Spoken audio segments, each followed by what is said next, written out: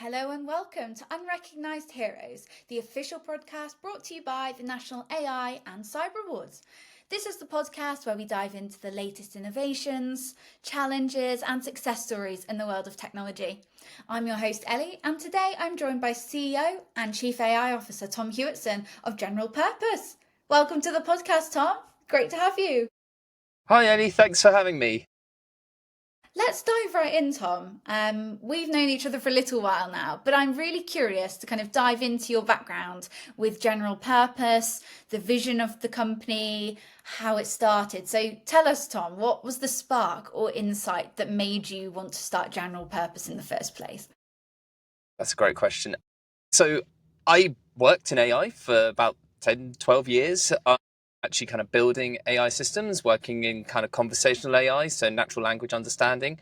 And through that, I got early kind of exposure working with large language models and became what eventually ended up being called a prompt engineer. So I was a very, very early prompt engineer.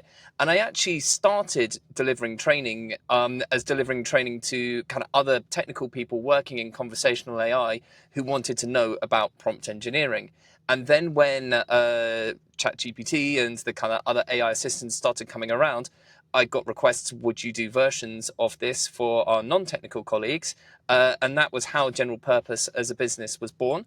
I think that it's really, really important for there to be a good outcome to how AI affects society, that we have as wide a range of people using it and testing it at these early stages before it gets too advanced. Because this is the point where you can still feed back and control what the kind of the future looks like. And so I was really keen to try and turbocharge AI adoption across the economy and across businesses.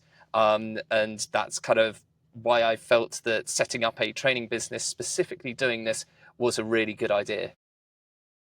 That's a great story. And your background in I imagine you experienced some frustrations that led you to believe there was a gap in the market for this sort of business.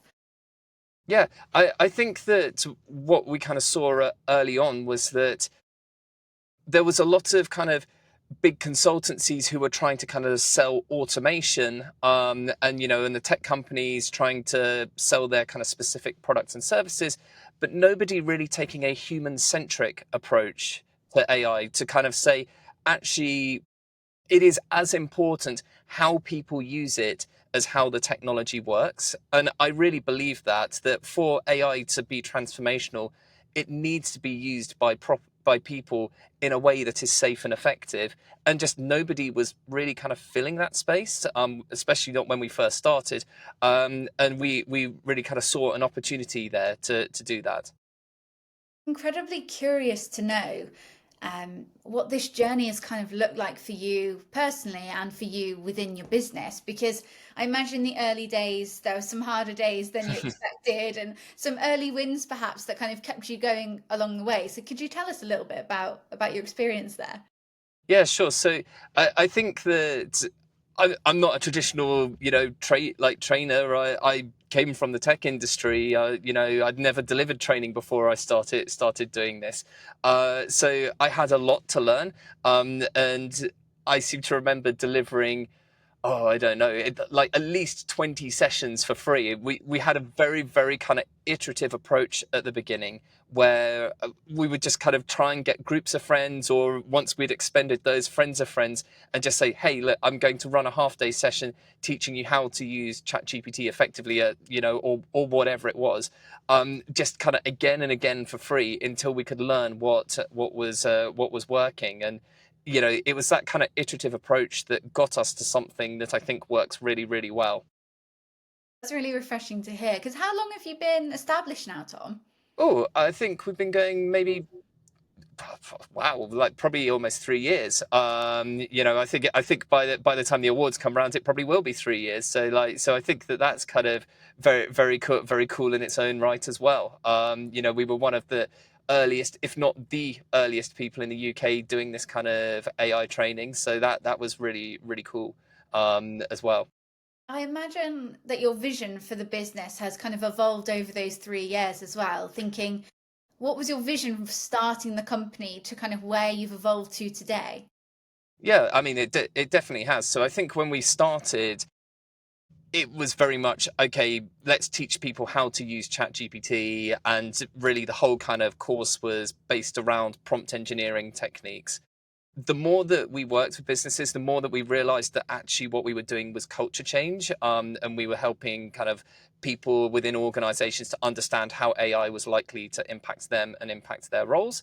And so we started to kind of formulate our kind of courses and products around how do we help people who are kind of early adopters and ahead, and people who are laggards and have never touched it, and the people in the middle, and you have to treat them all slightly differently, and you have to have kind of slightly different approaches in order to kind of get the most for those people. Something that we then kind of got into is we started getting a lot of requests to do training sessions as part of board away days. But the Okay. kinds of questions that we would get asked on those were much more strategic. How much is my business at risk from being disrupted with AI, or what technologies should we be investing in? And so that led us to develop an AI strategy program where we started working with firms, usually firms that are kind of a reasonable size, kind of 3 to 500 people. They need to kind of have some kind of AI strategy, some plan for how to adapt to AI, but they're too small to go and hire McKinsey or, one of the big management consultancies to kind of figure out that kind of stuff. So we kind of got into a little bit of kind of consulting. Now I find, we're getting kind of requests for, can we do help people to kind of build agents to help make their business, like their business kind of streamlined. And I think that basically our kind of vision, or my vision for the business going forwards, is to basically be the kind of go-to partner for companies who are too small to go to McKinsey and Bain in that kind of AI transformation journey. So if you are kind of a company of 500 people and you're thinking, we need to do something about AI, but we're not quite sure what to do. We don't know where to get our AI policy from. We don't know what ethical AI looks like. We don't know how to kind of upskill our staff in a way that's actually going to work. That's where general purpose can come in and help you do that. I imagine that a lot of businesses kind of feel a little bit lost when they first come to you, Tom, and think, where do I start with this? What's the first step? And do you have a kind of party line piece of advice for businesses that you'd give them on where to start when exploring AI within their business? Yeah, absolutely. I mean, I think that at the kind of the real heart of it is getting practical hands-on usage to see what is possible. One of the things that we very much frame kind of the work that we do is around the art of the possible, showing what businesses could achieve if they do this right. Something that we saw a lot of, particularly at the beginning, is that companies have got themselves stuck, like fretting over the kind of the wording of their AI usage policy for like 6, 9 months without actually even giving anyone access to Copilot or ChatGPT. And they'd spent all this kind of time and mental energy of their leadership team on something no one was using. And so kind of one of the first things that we do when we go into an organization is to say, look, get this in the hands of some trusted people and start seeing what's working, because it is so much easier to develop all of that kind of stuff when you've got some real world examples of how AI can work in your business. And that's something that we really kind of coach them through, and we help them to build out kind of an internal champions network of the people who are going to then be able to support the rest of the organization in kind of staying up to date as well. I mean, this is the other thing that's kind of crazy about the AI space, is that it moves so fast that even if you are kind of current, in 3 months' time you might not be. And so you have to kind of think as an organization, how do we become the kind of organization that learns new skills every month? And actually that is very, very different to how most organizations operate today. That's incredibly wise advice, I would say, as well, because I I don't know imagine anyone's ever described me as incredibly wise. that the market looks quite scary for somebody who has probably only ever heard AI as a kind of buzzword or a phrase that they're hearing quite a lot in media, to then say, oh, we actually need that within our business. Do you have advice for people or key tools that people should start exploring or looking at as a starting point? Yeah, I think that when kind of we talk to organizations, there's a real kind of mismatch between both the level of ambition, where the kind of the leadership teams that we will talk to, they will be they'll be like wanting to use AI for absolutely everything, thinking that they can automate their entire business. And yet they will also be absolutely terrified that their business is going to be completely displaced and that their customers are going to stop working with them because they're going to use AI instead. And the reality is that it is neither of those things. It is something far messier and subtle in the middle. And actually, we do a lot of work when we're doing the kind of AI strategy stuff around kind of understanding the kind of organization's maturity level in using AI, and trying to kind of help them to diagnose, okay, these are the bits of the business that are likely to be heavily impacted by AI. These are the bits of business that are likely to be less impacted or potentially future opportunities from AI. And so that is often quite difficult for them to think through if they don't understand the technology and the direction that it's going in. You know, they might look at ChatGPT and say, "Oh, it can't do this and it can't do that," but if they're not aware of like what is coming down the line, like computer use being like a really obvious example, then they might get the wrong impression as to which bits of what they do are going to be affected. Yeah, very much so. And I guess when you talk about an organization's AI maturity, what are the key kind of indicators that you look for to be able to advise them? I know you mentioned perhaps some departments may be able to use AI much more than others. Are they the kind of starting points, or do you do a deeper dive into how it can support them, kind of, I suppose, as an individual business? Yeah, so usually the first thing we do when we go into an organization is we'll do a kind of top to bottom anonymous survey to get a sense of where the organization is. And we have a kind of a maturity framework that we analyze them against based on that. And, at the kind of very lowest rung, AI is banned in the organization. There's shadow AI usage going on everywhere, which is where people are using their own internal AI tools. And that's typically what you find in organizations that haven't got their internal AI usage set up properly, Okay. is that it's still going on because the kind of the workers are seeing the benefits themselves. It's just being done in a non-secure way.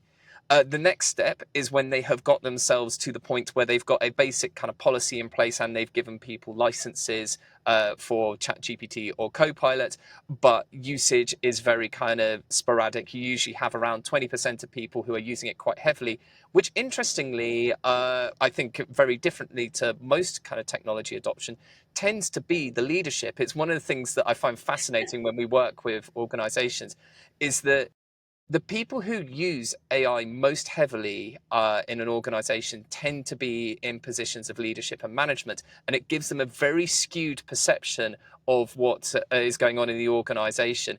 I was doing a class the other day, and ahead of the class, so the kind of the manager was in the class, and she said to me, "Oh, like our team are like really, really advanced using Copilot. We use it all day, every day."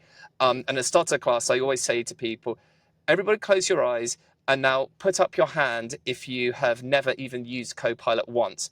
And half the room put their hand up. There was this kind of perception in the manager's head that everybody was using Copilot really effectively, but actually, this kind of desire to cover like very advanced use cases. But actually, as soon as you kind of dug into it, most people had never used it at all and had just been too afraid to say because they kind of in that organization there had become an expectation that you should be using AI, and so people were sitting there going, I'm saying I'm using AI when I'm not," which is actually really, really interesting compared to just a few years ago when people were using AI and saying that they weren't. That's incredibly interesting. And I wonder why that is. Do you think people are fearful that, they think it's going to take their job, that whole Yeah. kind of, We see that a lot in this kind of organization-wide survey, that the kind of the concerns of leadership and management teams are around like bias and hallucinations and potential legal risks of AI. The concerns of most frontline staff is AI going to take my job? And you can actually map that kind of concern around, is AI going to take my job, very, very closely to how actively somebody is using it and how kind of proactive they are in trying to find new use cases for it. And that's a real shame for organizations if they do have that situation, because there's this bit of kind of key academic literature known as the jagged frontier. It's the kind of idea that it's very hard ahead of time to predict what okay. AI is going to be good at and bad at. And the people who are best placed to discover what AI is good at are the people who already do the task. That means that you have to get the people who are actually doing those jobs to use AI in those tasks in order to see whether it's going to work. And if they are afraid that if they report back that it can do that job, they're going to lose that job, you're not going to discover as an organization what is possible. And actually, it's one of the things when I was talking earlier about how we've changed and the kind of the focus on culture change. One of the things that we do a lot of focus on now is building psychological safety in the organization Really important. around AI, and around AI usage. And it's one of the things that it's much, much easier for an external to do than to do internally. Because if I have a conversation with you saying, oh, probably in the next couple of years, half your tasks are going to be done by an AI agent, that's kind of informational. And I can say, and we can help coach you in what things you should focus on. You have that conversation with your manager, it's like downright threatening. Like, it's a very different conversation. And I think a lot of firms struggle to have it for obvious reasons. Yeah, absolutely. And do you kind of give some advice on how those conversations should be handled, Tom, within general purpose? Yeah, yeah. I mean, I think that, as I said, it's a conversation that is actually much more easily handled by an external. So whether it's general purpose or somebody else, when you are starting to talk to people about the kind of the risk of their job disappearing, it's not that easy for a company to do it in a kind of psychologically safe way. So my general recommendation would be, whether it's us or somebody else, to kind of get them on board. What I would say is that when we have those conversations, we very much focus those people on what else could they do, what new opportunities are coming, where do they want to focus, where do they want to invest, because this is the kind of the whole philosophy of going back to kind of the beginning of why it's so important to get the kind of usage widespread now, is that there is still time. There is still time in which these people can learn new skills, in which new jobs can appear, in which firms can find ways to do this sensitively and ethically. If we sit on our hands for 3-5 years, it'll be a major dislocation. It'll all happen in one go. AGI will come along, and a whole load of jobs will disappear. Not quite overnight, but pretty quickly. Yeah.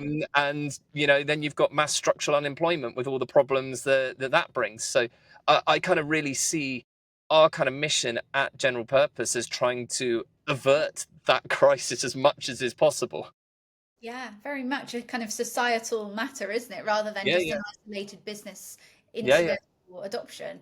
I imagine it's one thing to kind of run pilots or small experiments internally, but quite another actually to embed AI so that it's officially part of your daily operations as a business. But what's that kind of path? What does that kind of look like in terms of timescales from small experiments and trying to get people on board all the way through to fully scaling it inside your business? So I suspect that we probably have a different philosophy to many of the other people that you will have spoken to, who are kind of working in like technical teams, building kind of pilot projects and rolling stuff out. Kind of, so they're going deep first. We very much advocate you go kind of broad across the organization at a surface level. So rather than thinking, okay, how do I build an agent for a use case? Now I'm going to add a second use case and then a third use case and whatever. Like we advocate get everybody across the organization using ChatGPT, Copilot, Claude, Gemini, whatever, at a basic level to, I don't know, rewrite their emails or something that kind of like everyone does. And then you go to the next step, which is, okay, now can we use it to better help us do better sales conversations or better line management conversations? And then it's like, okay, now can we use it to better analyze our contracts, and when there's differences between our contracts and kind of something that we're buying from a supplier. And then it's, so we go through kind of across the entire organization, building that kind of capability, rather than starting on a small pilot project. And we think that is a better, more humane way to do it. But also, if you think about that kind of jagged frontier that we were discussing earlier, the great advantage of acting in this way, where you go broad, is that you spot the opportunities really early, because you go broad across the organization, getting everyone using Copilot. You then find that they're really excited about some particular use case because it's saving them a bunch of time. That becomes a really obvious candidate for building a Copilot agent or a custom GPT that does kind of 80% of it. And then everyone's using that, and you can see that you've got some good data behind it. And so then you think, okay, maybe we can close the final 20% with some custom development. And at no point in the process are you at risk of building something that people won't use. Yeah. Whereas when we started, we got brought in a few times to do training on tools that had been built internally by a product team that really hadn't taken the time to understand their own organization, and they'd spent a lot of money building these tools, and then no one's using them, and they say, oh well, the problem is training. And it's like, well, the problem isn't really training. The problem is that the use cases that people in the organization need are not the ones that are met by this tool. And that is why we call it a T-shaped AI strategy, because you're basically going broad before you go deep. And that's kind of one of our key like philosophical things that we always advocate. I imagine as well, when you go into these organisations, as probably people that have worked there for years, you become a bit of a creature of habit. It's human nature, and so that small kind of incremental approach, like you say, going broad, probably helps people to get on board and kind of ease into things, rather than suddenly the whole job role changing or the whole business changing that they've known for a number of years. So it's probably more reassuring for them. Yeah, and it's empowering as well, because this is the kind of the key idea, is that your staff and your team should feel like they are in control of the AI adoption journey at all points. That is how you maintain that psychological safety, that willingness to experiment and find which use cases work. The second that it starts to feel like it's a top down thing being imposed from outside your team, that's when resistance grows. And the trouble is that once that resistance is embedded, it's really hard to uproot. I mean, one of my kind of like favorite and least favorite jobs is that we will get called into an organization where they have botched their rollout and they've got a lot of resistance. And I love them because they have to pay us lots and lots of money in order to spend huge amounts of time with people, delivering like one-on-one coaching and really trying to kind of win them over and getting them to become kind of internal champions. But they're also kind of stupid because it's easily avoidable if you just do the kind of the rollout in the right way, where you are sympathetic to the fact that these are human beings who have their own kind of wants, fears, and opinions that need to be kind of taken account of, rather than just looking at it through a tech product lens of, isn't this neat that we can do this? How do you go in and measure what success looks like for each organization? I imagine it's, people thinking about revenue impact or efficiency gains there, but are there any other factors apart from the monetary aspect that you measure as success? So, I mean, I think that the kind of the key metric for us usually is around time saved and value created. Those are the kind of like the two things. Now, value created is a very nebulous thing, because, and anyone that can tell you that they're putting a hard number on how much value AI has created in their business is making it up. And that's why kind of most people tend to kind of land on something like time saved, because it's a little bit easier to Sure. measure. But what we generally see is the kind of the time saved is really cool, but it's kind of like a 10% solution. You're going to save, like, roughly, kind of people that come on our classes save around 52 minutes a day, which I'd like to note is like double what you get from kind of where you would go and do something kind of basic that's free. So that's the kind of the benefit of getting proper training, get the pitch in. But I think that where we see the kind of the biggest opportunities in organizations are where they're looking to create new value. And to give you an example, we worked with the marketing team of a big multinational. It was their kind of global marketing team, and they had this really annoying problem where they have all these regional offices that come up with campaigns for their local market, and then it has to go to the central team for sign off. Okay. And what they kind of came to us originally with is, we are spending so much time back and forth with emails, like, getting tweaks on these campaigns, and it's taking huge amounts of time. It's very, very frustrating. And, is there a way that we can cut this workload? And so we worked with them to build a custom GPT. This is a very simple little app that sits within ChatGPT, in order to be able to do a kind of an initial first pass of the local marketing teams could put whatever campaign they were making into that, and it would check it against a kind of a set of guidelines, and give feedback. And the original premise was around saving time, but what they discovered was that because these local teams were then putting it through this custom GPT and getting feedback, by the time they sent it to the global team, it didn't really need much feedback and was usually getting signed off first time. And this changed the whole mindset of how the organization did marketing, because instead of it taking kind of 3 to 6 weeks for a marketing campaign to be approved and go live, it could now happen overnight. And so the local marketing teams were able to start coming up with campaigns in response to things that were going on like that day in their market, and get sign off overnight and put it live the next day.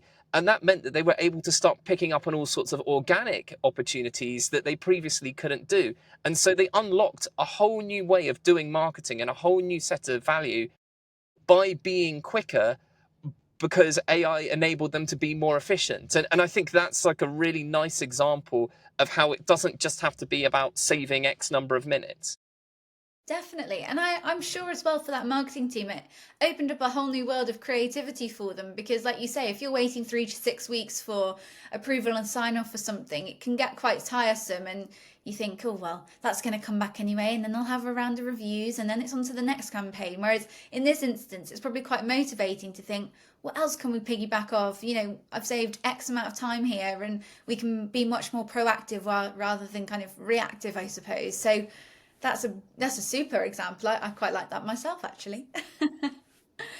When you go into these organisations, and you talked about that as a specific example being a multinational, we talk quite a lot about the employees being fearful. But have you had an experience, Tom, where you've gone in and leadership is very much, not wanting to get on board or doesn't understand it, and you really have had to kind of break those barriers to get them on board with AI adoption?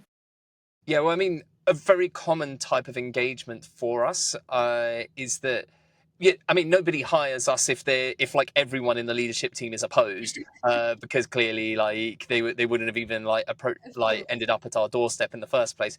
But it's a very common type of engagement for us to be brought in by, maybe the CEO or, chief of staff, or someone that, like, people who, a small number of people in the leadership team who are very enthusiastic, and a much broader leadership team that are very reticent, in Yeah. order to basically try and kind of upskill and get that kind of leadership team comfortable with what the kind of opportunities and threats are to their business, so that they can then allow the broader AI adoption across the business. And that is a very kind of common thing, because leaders are people too, and some of them are fearful about what AI means for their jobs. It is the reality that AI can do a lot of tasks that even leaders do.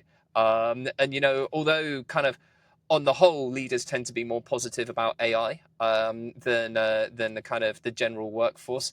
Something that we do see is that positivity about AI and kind of AI adoption tends to track very closely with basic digital literacy, Okay. and it's actually more common than you would think to find people in senior leadership positions who actually have digital literacy problems. I would say that was probably the single biggest surprise to me. Starting this business was actually how big the gap in basic digital literacy is in a lot of organizations. It's very, very unevenly spread. We come across people in almost every session who don't know how to find their downloads folder, or like they've got their browser zoomed in on 200 times and don't know how to fix it. And I was doing a class the other day with a lady, and she'd somehow got her browser into like a tiny corner of the window and was having to like scroll around sideways and up and down in order to look at anything. And I fixed it. And she was like, "Oh, there's such a relief. I've been stuck like this for months and I don't know what to do about it." And I was like, I literally just like grabbed it with the mouse and like dragged it, like, you know, this is something that does happen. And it's not surprising that people are afraid of AI when they feel like they don't know how to use their computer as it is. AI is just another thing on top. And I think that actually one of the kind of the biggest things that, you know, we need to reckon with as a society as a whole, and this is really more kind of on government, is that in order to get the AI adoption story right, in order to properly diffuse this economy, technology across the economy, we've got to fix digital literacy. We've got to make sure that everyone has basic digital skills, and that just isn't the case at the moment. Yeah, absolutely. And this is a conversation that I have quite a lot given the National AI Awards, you know, the fact that technology isn't seen as a priority in many curriculums, and it may be in city education, but across the UK and more rural areas, definitely not. So it's definitely something that needs looking at as a systemic point of view rather than just in technology, because it's second nature to us within the technology sector, and you assume that the rest of society understand it, and it's very much not the case. Yeah, I completely agree with that. You know, having come from kind of the tech industry myself and having worked at one of the big tech Yeah. companies, when I kind of, you know, stepped out of that world and into kind of, you know, we work with all sorts of like lovely kind of interesting clients, like, you know, fruit distributors, you know, carpet manufacturers, and all sorts of kind of like interesting people where technology is not the kind of the core part of their business. And even when we work with, you know, we've worked with, or we were working at the moment with a pretty like high-end boutique consultancy that there's still, you know, the digital literacy thing is a real problem in these organizations, and it has to be resolved.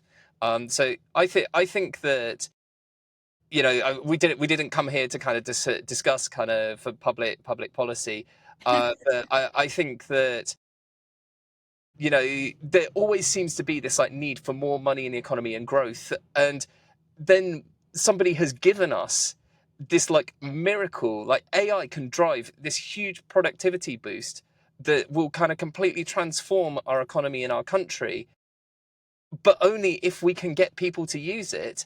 Yeah. And we're not going to get people to use it if we can't fix the basic skills required to even interact with it.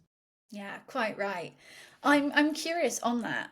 When you're going into these businesses, of course, people are fearful of AI taking their jobs, but have you seen much job creation when you go into these organizations? You touched earlier that people's roles kind of evolve and they change if, you know, certain tasks are taken away from them, but have you seen job creation from this?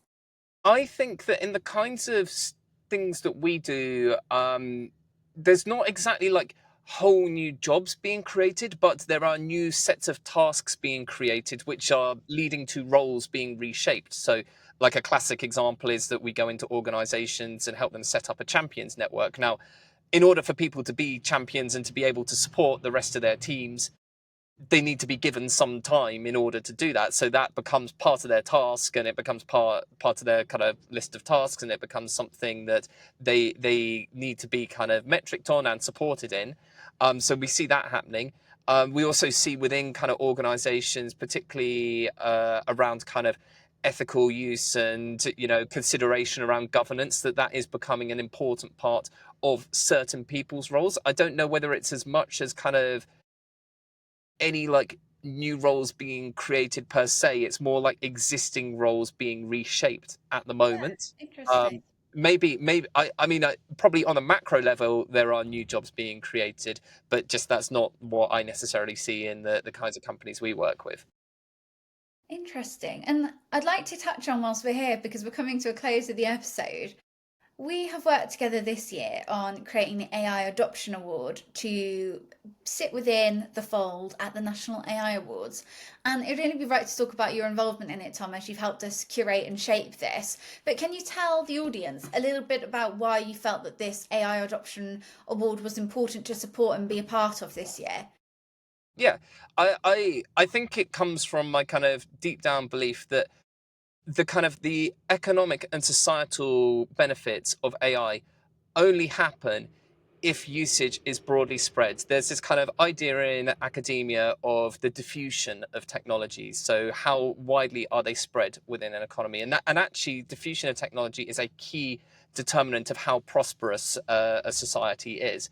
And we can develop all of the world's fanciest AI. Like, we can have full AGI, but if it's not actually plugged into any systems, if it doesn't actually do anything, like if people don't use it, it's not going to drive any value at all. And that's what really matters at the end of the day is, are we making people's lives better?